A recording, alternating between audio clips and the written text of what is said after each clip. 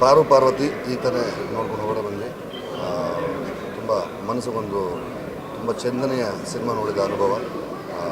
ಬೆಂಗಳೂರಿಂದ complete north India ಒಂದು journey ತೋರಿಸಿದ್ದಾರೆ. ಆ ಜರ್ನಿ ಮಧ್ಯೆ ನಡೆಯುವಂಥ ವಿಷಯಗಳು, ಫ್ಯಾಮಿಲಿ ವ್ಯಾಲ್ಯೂಸು, ಪ್ರತಿಯೊಬ್ಬ ಕಲಾವಿದರು, ದೀಪಿಕಾ ಆಗ್ಬೋದು, ಪೂನಮ್ ಮೇಡಮ್ ಆಗ್ಬೋದು, ಮತ್ತು ಫವಾಜ್, ಪ್ರತಿಯೊಂದು ಪಾತ್ರಗಳು ತುಂಬ ಮನಸ್ಸಿಗೆ ಹತ್ತಿರ ಆಗುತ್ತೆ.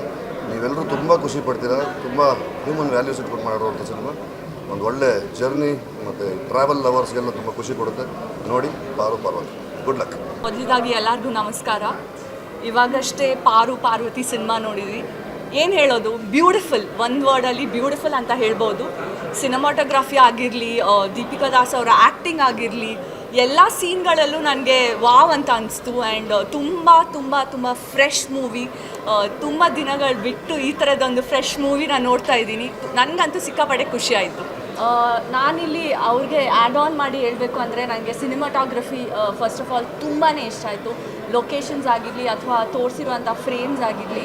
ಆ್ಯಂಡ್ ಆಬ್ವಿಯಸ್ಲಿ ದೀಪಿಕಾ ದಾಸ್ ಅವರ ಪರ್ಫಾರ್ಮೆನ್ಸ್, ಫೈಟ್ ಮಾಡಿದ್ದಾರೆ, ಬೇರೆ ಬೇರೆ ಅಡ್ವೆಂಚರಸ್ ಸೀನ್ಸ್ ಮಾಡಿದ್ದಾರೆ. ಅಷ್ಟೊಂದು ಈಸಿ ಇಲ್ಲ ಒಂದು ಹೆಣ್ಣಾಗಿ ಅದನ್ನು ಮಾಡೋದಕ್ಕೆ. ತುಂಬ ಅದೊಂದು ಮೋಟಿವೇಟ್ ಆಗುತ್ತೆ ನಮಗೂ ಕೂಡ.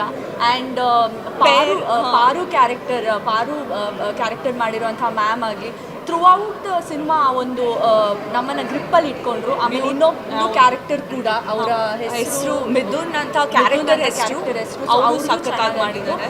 ಆ್ಯಂಡ್ ಮ್ಯೂಸಿಕ್ ಎಲ್ಲದೂ ಚೆನ್ನಾಗಿತ್ತು. ಎಲ್ಲರೂ ಬಂದು ಸಿನಿಮಾನ ನೋಡಿ ಥಿಯೇಟರಲ್ಲಿ. ರೋಹಿತ್ ಸರ್ ಡೈರೆಕ್ಟರ್ಗೆ ಹಾಗೂ ಎಂಟೈರ್ ಟೀಮ್ ಪ್ರೊಡ್ಯೂಸರ್ಸ್ ಎಲ್ಲರಿಗೂ ಆಲ್ ದ ಬೆಸ್ಟ್ ನಮ್ಮ ಕಡೆಯಿಂದ.